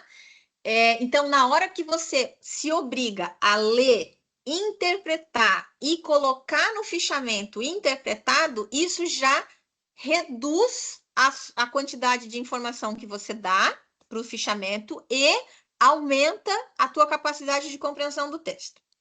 Escrever de forma objetiva, clara, de forma técnica e buscar informação de cada etapa, de cada sessão, da introdução, da fundamentação, da metodologia, do resultado, das considerações finais. E aí, o que a gente faz? A gente usa perguntas guia. A gente usa assim, ó. Que é a minha sugestão, isso daqui é o que eu uso para as minhas alunas, tá? Que eu vou mostrar para vocês depois do jeitinho que a gente trabalha no grupo de pesquisa que a gente trabalha.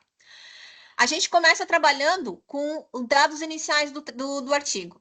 O título dele em inglês, ou na língua original dele, o DOI do artigo, para eu poder voltar no original, caso seja necessário, o ano de publicação, para eu saber se ele é uma fronteira do conhecimento, se ele é uma base ou se ele é um seminal, o resumo original, para eu ter a base da informação no original dele, e as palavras-chave do artigo. Aí eu vou para temáticas, para seções do meu trabalho. Introdução. Eu procuro ideia central, questão de pesquisa, justificativa de trabalho. Tá? A ideia central é aquilo que fez a pessoa escrever o artigo. Qual é o gap dela? Qual que é o problema de pesquisa dela? Qual é a justificativa do trabalho dela? Todas essas informações aqui estão na introdução, todas essas informações aqui estão em sequência, e eu não estou dizendo para vocês que não tem nenhuma informação diferente aqui. Tá tudo na introdução. Só que uma coisa é vocês lerem a introdução, a outra coisa é vocês lerem a introdução buscando essas respostas. Porque na hora que vocês encontram a resposta, é como se vocês tivessem um alívio que vocês encontraram a resposta, e vocês partem para a próxima pergunta, certo? E aí vocês partem para a próxima pergunta e passam para a próxima pergunta e vocês vão dando check nas informações de vocês e vocês vão percebendo que vocês cumprem as tarefas e vocês conseguem entender o conteúdo. Uma vez que eu terminei a introdução, eu vou resultados com discussão e conclusão. Vou lá para o final do trabalho e eu vou discutir.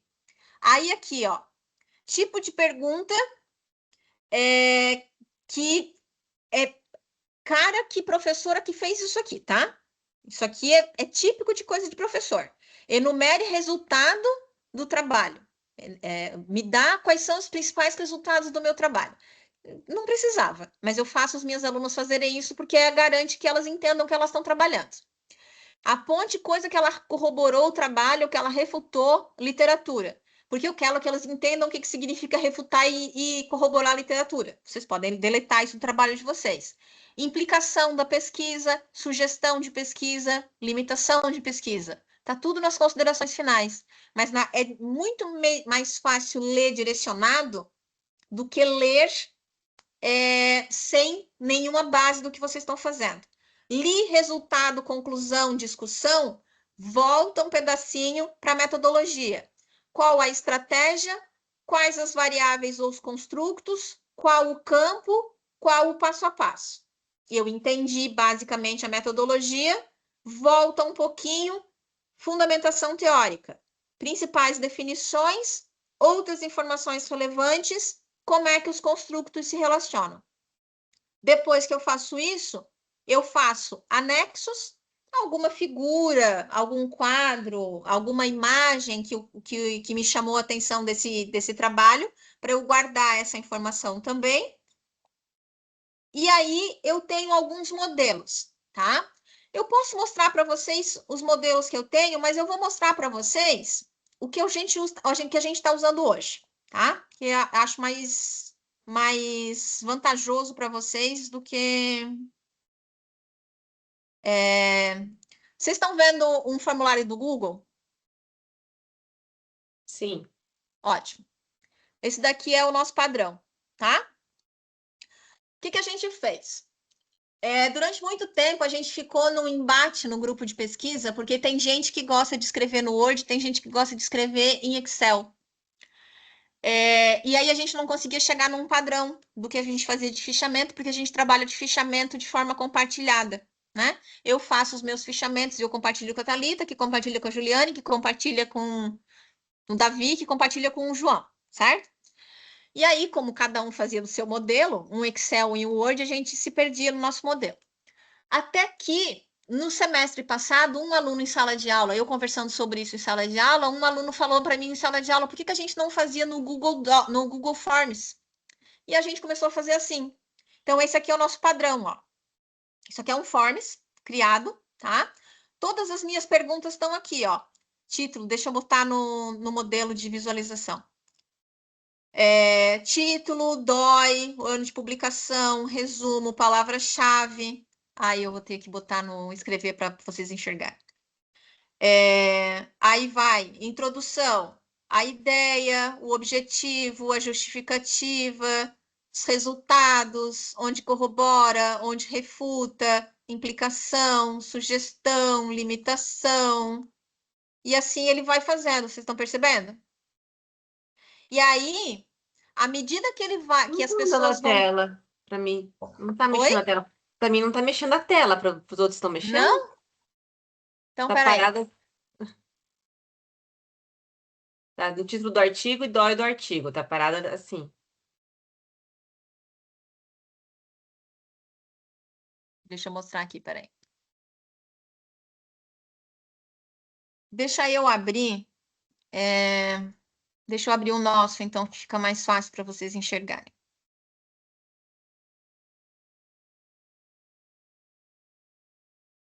Aqui. Compartilhar. Compartilhar. Agora vocês estão vendo o quê? Tá escrito fichamento IC universal? Sim. Aham. Ó, esse daqui é o que a gente faz. Tá vendo que tem aqui a opção 6 respostas? Sim. Estão vendo? Sim. Na hora que eu clico aqui, ó, eu tenho os artigos fichados, ó, Uhum. certo? E na hora que eu clico numa planilha, os meus fichamentos viraram um Excel. Todos eles padronizadinhos. Agora não aparece. Ah, sério? Tá, peraí. Peraí. Peraí que eu vou compartilhar com vocês. Aguenta aí. Agora. Foi. Aham. Ó, todos os fichamentos estão aqui em formato de Excel. O dia que foi fichado, eu poderia ter colocado o e-mail da pessoa para saber quem que fez o trabalho, mas isso não me interessa. O título dele, o DOI, que ano que foi, o resumo, as palavras-chave, a ideia central. E aí eu posso trabalhar, ó. Vocês estão vendo? E aí, por que isso aqui é interessante deste jeito aqui? Porque se eu quero ler um artigo, eu leio ele na horizontal. E se eu quero saber todas as estratégias de pesquisa que foram utilizadas, eu leio na vertical. E aí eu consigo ter totalidade de artigo. Então, quando a gente terminar de fazer os fichamentos, sei lá, de 270 artigos, eu vou ter 270 linhas preenchidas aqui, e aí eu posso pegar a coluna P e analisar a coluna P de 270 artigos e saber quais são as estratégias de pesquisa, ou quais são as limitações de pesquisa, ou quais são as implicações reais de pesquisa, e assim sucessivamente de cada artigo, certo? É uma maneira de você conseguir saber a totalidade da informação que você tem na sua mão. Tudo bem?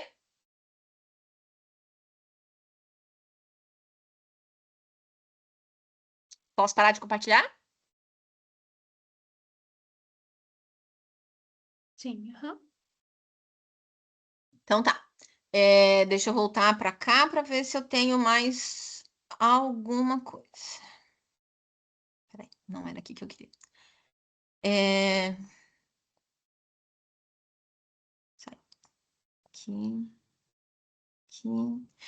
Eu tinha. Ai, meu Deus, eu tinha muito negócio para falar muito importante para vocês. Tem uma única coisa que eu quero falar para vocês antes de vocês irem embora e vocês fazerem perguntas para mim. Muito importante. Fique à vontade. Fiquem comigo mais 5 minutos, por favor.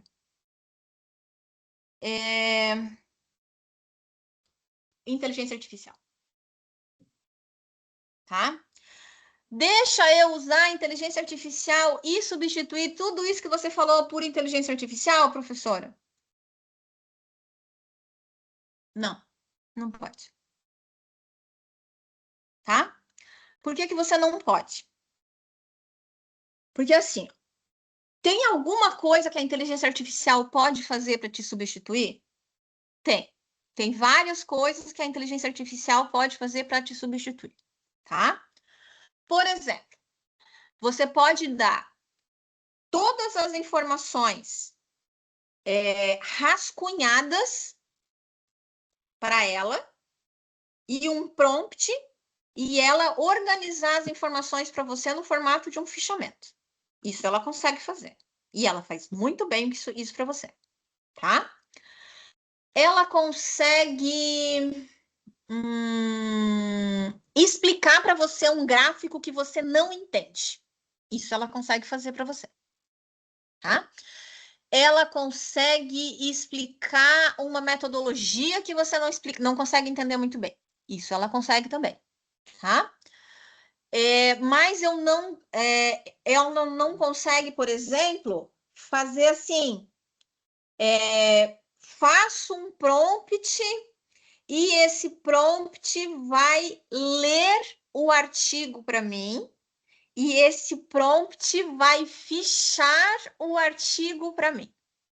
Qual que é o problema disso, tá? Isso vai me dizer que o que vocês estão dizendo para mim é que vocês estão dizendo o seguinte: vocês deram para a inteligência artificial o poder de decidir se uma informação que está indo para o artigo de vocês é A, B, C ou D, sem ler a origem. Então, vocês não têm controle sobre o que vocês estão fazendo, certo? Então, você pensa assim, mas eu fiz um prompt, ele é perfeito, e a inteligência artificial vai buscar na metodologia a estratégia. A inteligência artificial, ela não é inteligente, ela é artificial.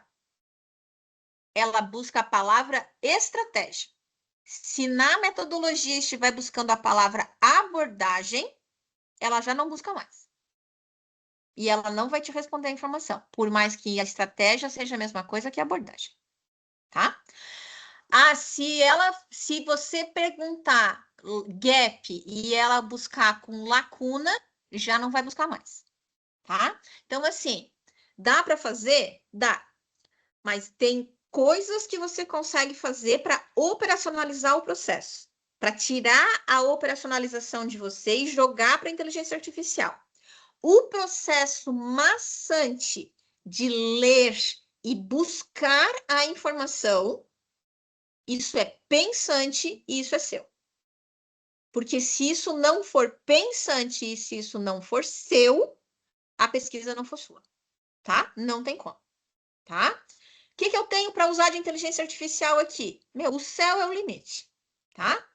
Você pode usar SciSpace, você só pode usar Elicit, você pode usar Consensus, você pode usar Manus, ou Manus, não sei como é que se fala, você pode usar Research Rabbit, você pode usar... eu já falei do List, eu já falei do SciSpace, já falei... vai mais algum aí que eu devo ter esquecido, porque eu tô falando de cabeça agora, tá? Vou trabalhar com prompt. Muito questionável o que vocês estão fazendo, tá? Mas eu sei de gente que faz. Bom, mas eu conheço um monte de gente que faz um monte de coisa. Mas não por isso tá certo, tá? Mas basicamente era isso, tá? Fico à disposição para vocês tirarem qualquer tipo de dúvida de mim. Eu extrapolei todo o tempo que o NapGold deu para mim. Vou colocar para vocês os meus, o meu contato, meu e-mail é as minhas iniciais da universidade, Fernanda Salvador Alves, fsa@ufpr.br. A minha apresentação tá com o NapGold, elas vão passar para vocês com todo o meu prazer para vocês, eu não tenho problema nenhum em passar isso para vocês. Podem me tirar dúvidas por e-mail, eu não sei se eu vou conseguir responder todas as dúvidas de vocês agora, eu estou à disposição para vocês tirarem dúvida o tempo que vocês quiserem comigo, tá? Mas se a gente não conseguir vencer o tempo de vocês, manda para mim por e-mail que eu respondo para vocês as coisas. Se vocês quiserem esse formulário que eu tenho do formulário do Forms, eu passo para o NapGold para vocês e vocês criam, mas nada mais é do que um formulário do Google que qualquer pessoa faz, tá? É só para que vocês entendam a dinâmica do processo que é escrever. Por que o formulário do Google é interessante? Porque você escreve como um Word e você tem o resultado como um Excel. Então, você tem as duas fontes na mesma ordem. Então, você tem o melhor dos dois mundos e você consegue resolver o teu problema, tá? Gente, era isso que eu queria dizer para vocês. Eu fiquei muito feliz de ter 200 e poucas pessoas me ouvindo falar sobre leituras e artigo científico. Muito obrigada, NapGold, por vocês terem me convidado. Fiquei muito honrada pelo convite. Fico à super disposição de vocês e se precisarem de mim, tô aí. Professora Fernanda, muito obrigada. Nós que agradecemos, né, pela presença, pela disponibilidade. Pessoal, então, a gente vai encaminhar por e-mail com um certificado a apresentação da professora, e porque a gente não conseguiu anexar aqui no chat. E agora a gente vai passar, então, para as perguntas. Alguém tem alguma pergunta? Por gentileza, levante a mão.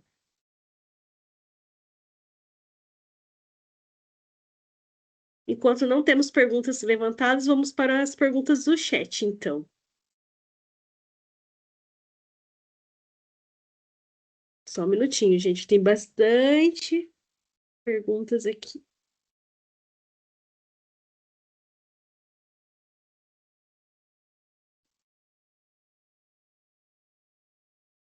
A Beatriz perguntou aqui, vamos ver. Vamos começar pelo Felipe aqui. Pelo menos seria interessante usá-la como um norte para entender ideias principais, os mais importantes de um artigo. Eu não sei o que seria o que ele perguntou aqui, eu acho que sobre a inteligência artificial, talvez. Que a Jucemara falou antes, sobre a inteligência artificial. Eu concordo que usar a inteligência artificial é importante. É Felipe, né? Isso. Tá. Eu sou uma pessoa super adepta à inteligência artificial, tá?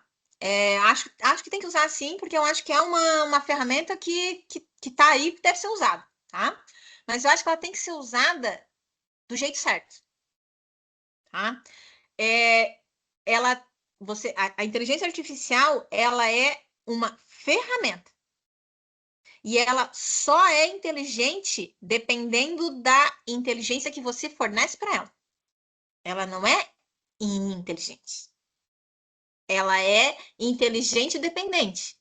Ela depende da pessoa que está na frente do computador. Então, se você escreve assim, faça o fichamento deste texto para mim, isso não vai funcionar.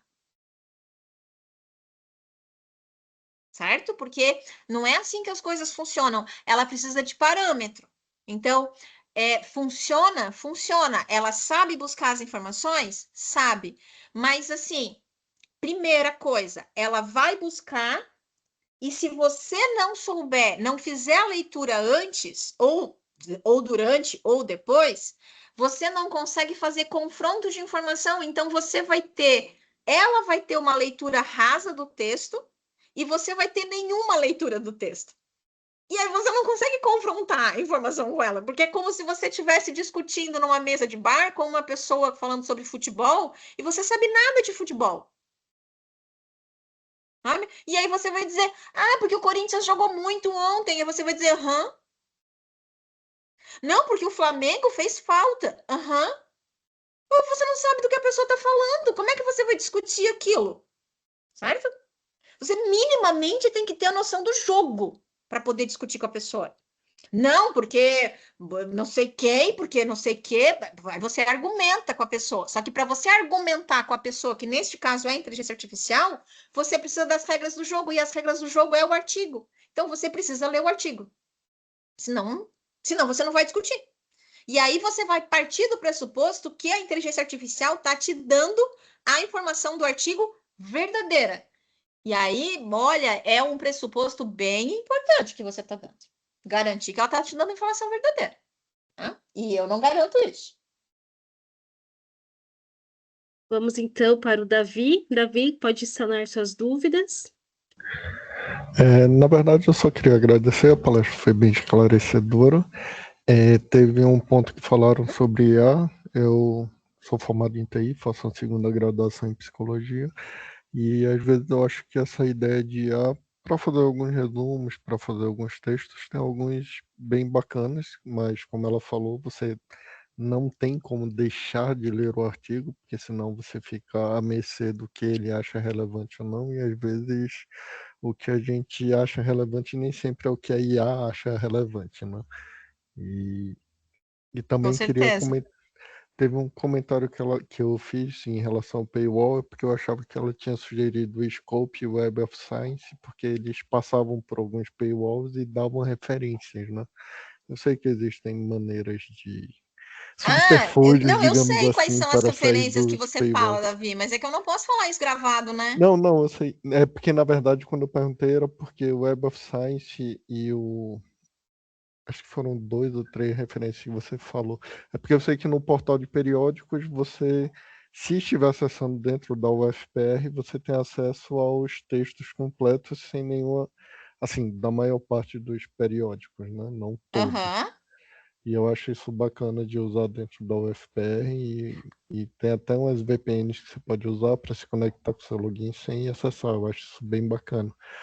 É porque eu tinha falado sobre o Google Scholar, porque eu já fiz algumas pesquisas preliminares e o Google Scholar dá várias referências boas. Óbvio que tem vários artigos que vêm de umas revistas meio obscuras, mas como a referência inicial sempre achei bem razoável para poder pegar algumas referências, até para saber para que lado andar, né? E eu achei bem legal a ideia desse fichamento que você falou. Os fichamentos ajudam bastante, agora viram a arte do tipo saber o quanto colocar, o quanto não colocar. E o do formulário eu achei bacana que ele basicamente vira uma base de dados, né? Porque você tem as colunas com linhas que você pode jogar em qualquer outro local depois. Sim, a gente chegou num ponto que a gente está feliz com o resultado, né? Não vou te dizer que não vai mudar, porque tudo muda nessa vida, mas a gente está bem feliz com o resultado. Mas isso é o que normalmente se faz, né? Quando você está desenvolvendo um negócio diferente, você faz vários protótipos, erra Com certeza. e só quem faz erra, né? Então, achei bem bacana a iniciativa, achei bem legal, meus parabéns e obrigado pela aula. Obrigada. Vou passar então a vez agora para a Jucimara, a nossa última participante, para nós podermos encerrar nossa reunião. Jucimara, Boa por noite. gentileza. Boa noite a todos. Obrigada, professora Fernanda.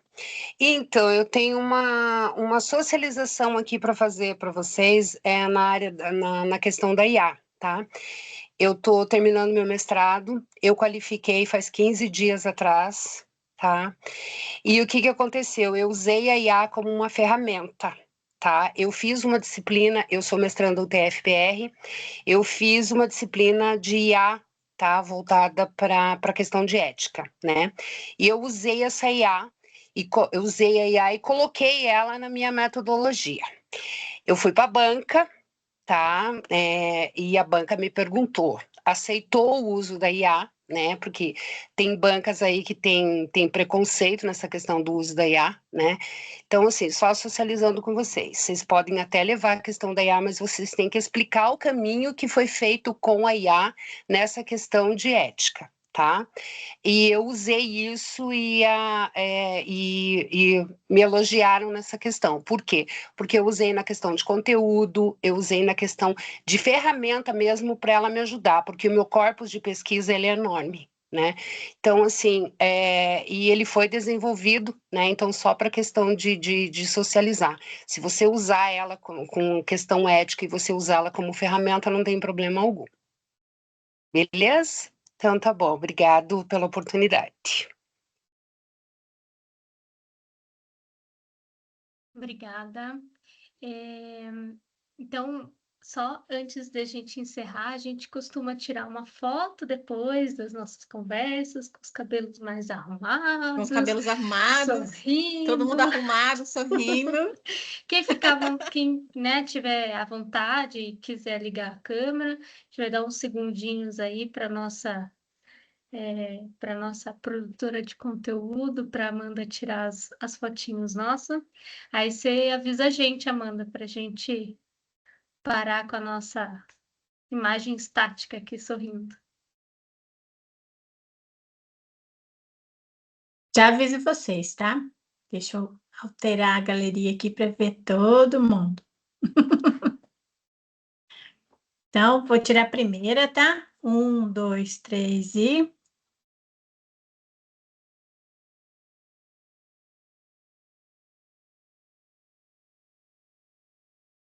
Registro 1, ok. Vou passar a galeria à frente, porque tem uma galera hoje aqui.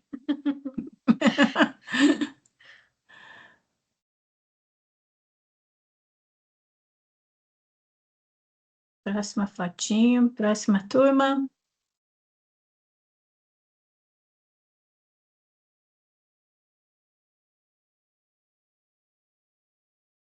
Sorrisos, 1, 2, 3 e...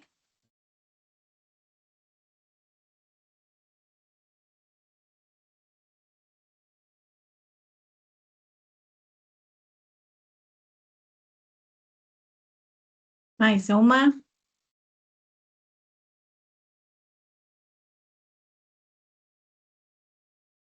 Sorrisos, 1, 2, 3 e... Mais um. Nem sei se eu estou em todas, estou aqui sorrindo. São só 13 galerias para essa turma toda.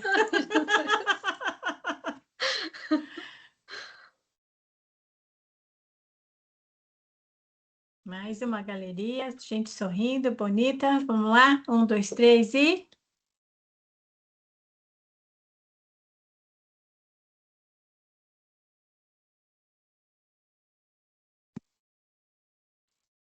Não saiam, temos recadinhos finais ainda.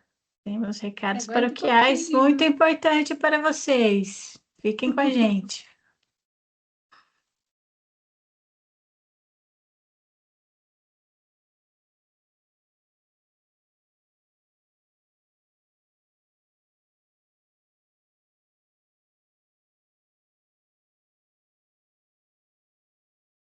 Última.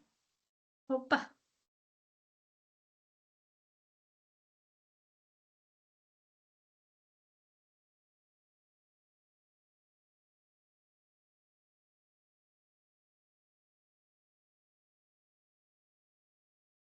Pena que nós temos limitações dessas exibições em galeria.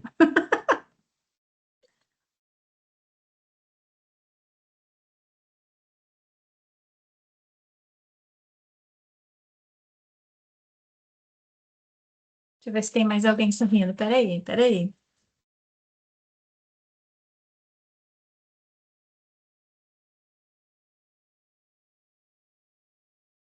Opa, achei uma.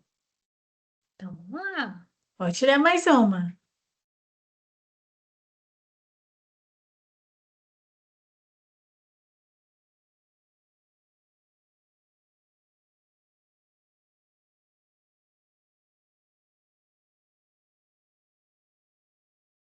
Dois.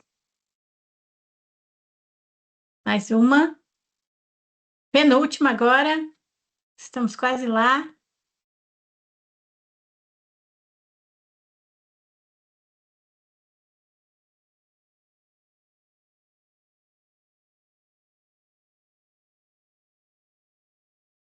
Última galeria dos 13.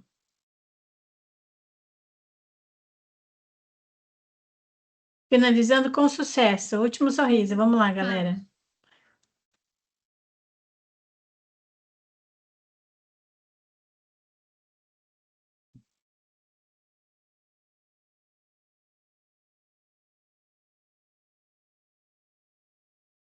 Aí, fechamos.